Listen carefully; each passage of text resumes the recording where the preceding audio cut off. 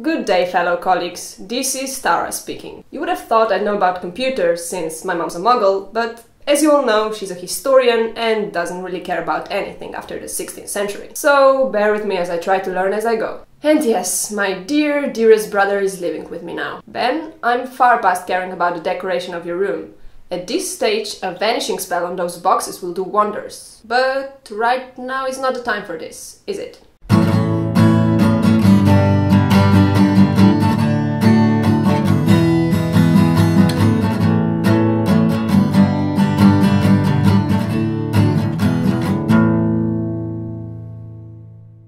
Well, I just got back from fieldwork. Pathetic excuse for fieldwork, really. Erasing memories of those unfortunate Muggle archaeologists that just happened to come across magical artifacts is really not what I want to do in life. I'm not saying it's not important. I mean, we cannot have Muggles running around with ancient magical objects and risk the exposure of our world, but erasing memories isn't really the study of the past. It's just routine. Oh, I know, it's just a part-time job, but it gets so frustrating. I want to study Merlin's favorite teapot, visit the tombs of witches of the Cow, you know, live. But it's not like nothing interesting ever happens. In 1930s, Muggle archaeologists discovered a 7th century Anglo-Saxon ship burial at Sutton in Suffolk. It's kind of a big deal in Muggle archaeology. Anyway, the burial was really rich and outstandingly well preserved, and amazing things were found, like remains of a shield, weapons, helmet, belt buckles, but also a wand. The trouble is, because this was such an amazing discovery, the Sutton burial went public before anyone could wipe the memories of those directly involved in the excavations. Look, the one was even published in all the Muggle books. Where is it?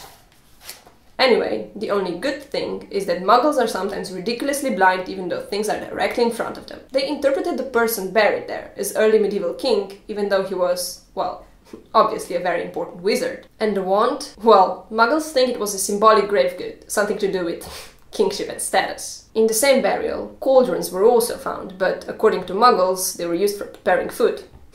Isn't that silly? It would be really interesting though if we could find out what mysterious potions and elixirs were in them, since we know only very little about early medieval potioneers. You know, almost no written sources and all that. Sorry, I think I got carried away again. But ever since the discovery of Sutton there haven't been any major risks really, and part-time job or not, this memory erasing thing is getting so boring.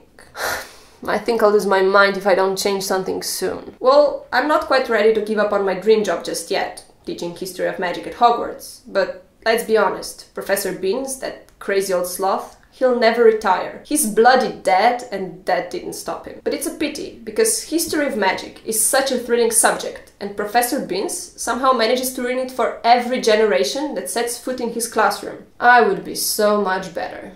Well, I better get going, because I've been waiting for ages to get started on these. Vesapje hala. That's Anglo-Saxon for goodbye.